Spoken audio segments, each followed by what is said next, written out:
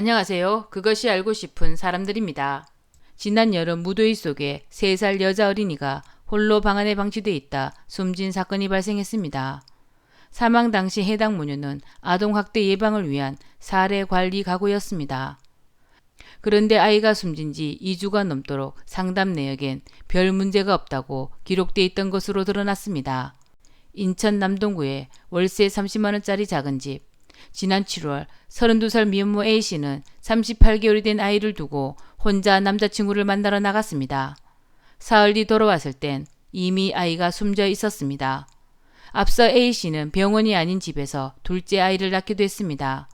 관계기관들은 문제가 있다고 판단하고 사례 관리 대상자로 정해 건강 상태 등을 살펴봤습니다. 행정복지센터의 상담 내역에는 아이가 어린이집을 다니지 않고 집에서만 생활한다고 적혀 있었습니다. 7월 중순에는 2차례 음식을 갖다 주었습니다. 특히 7월 30일에는 과일을 지원했는데 아이와 엄마의 상태는 양호, 특이사항도 없다고 돼 있었습니다.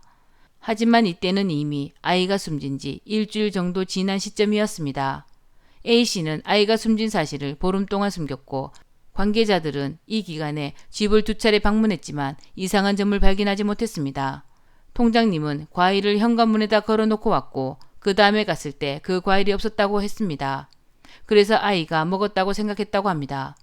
검찰 조사 결과 A씨는 6월 중순부터 거의 매일 밤 술을 마시러 나갔다가 다음날 오전에 들어왔습니다. 아이는 그때마다 혼자 방치되어 있었습니다. 아주 형식적으로 관리된 사례입니다. 아동보호관리기관이나 정부 자치단체에서 어린아이를 글자 그대로 상시적으로 살펴보는 그런 제도를 도입할 필요가 있어 보입니다.